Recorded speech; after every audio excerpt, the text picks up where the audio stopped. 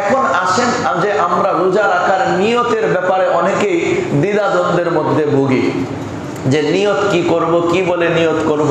এরপরে আরবি নিয়ত পারি না, নাওয়াইতু আন আসুমা গাদান মিন ইত্যাদি আরো যে আরবি নিয়তটা আছে, এই যে নিয়ত এটা পারি না, এটা তাহলে বুঝি আমার রোজা হইল না, নিয়ত করতে পারলাম না, মুখে বলতে পারলাম না। তো এই একটা আমাদের সন্দেহানের মধ্যে আছি। নিয়তের বিষয়টার ব্যাপারে ভালো করে বোঝার চেষ্টা করি। নিয়ত হলো মানুষের অন্তরের বিষয়। কিসের বিষয়? অন্তরের বিষয়। নিয়ত করাটা রোজার জন্য ফরজ। নিয়ত করা কি রোজার জন্য ফরজ। মুখে উচ্চারণ করাটা আবশ্যক নয়। ভালো করে বুঝার চেষ্টা করি।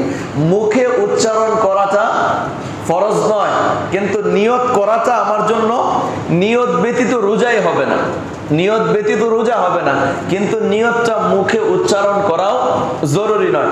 আপনি যদি সেহরি খাওয়ার সময় আপনার মনে মনে যে সেহরি খাচ্ছেন, এই নিয়তে খাচ্ছেন যে আগামীকাল আমি রোজা রাখবো, তো ওই আগামীকাল রোজা রাখবো এই যে মনে মনে ইচ্ছা পোষণ করেছেন, এই নিয়তে সেহরি খাইলেন, এটাই নিয়ত। এখন কোনো বান্দা যদি সেহরি না খায় এবং রোজা রাখবে কি রাখবে না এই ব্যাপারে কোনো ইচ্ছা পোষণই করলো না, এভাবে যদি সে সারাদিন উপবাসও থাকে, কিছু নাও খায়, তারপরেও এটা তার রোজা হিসেবে ধর্তব্য হবে না। রোজা রাখার জন্য মনের মধ্যে ইচ্ছা পোষণ থাকতে হবে, নিয়ত থাকতে হবে মনের মধ্যে যে আমি রোজা রাখছি।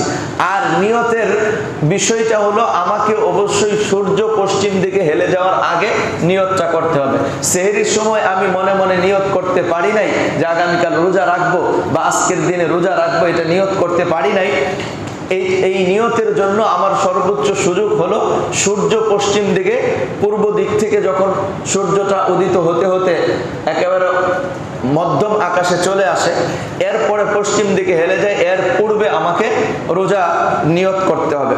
আল্লাহ রব্বুল আলামিন আমাকে তৌফিক দান করেন।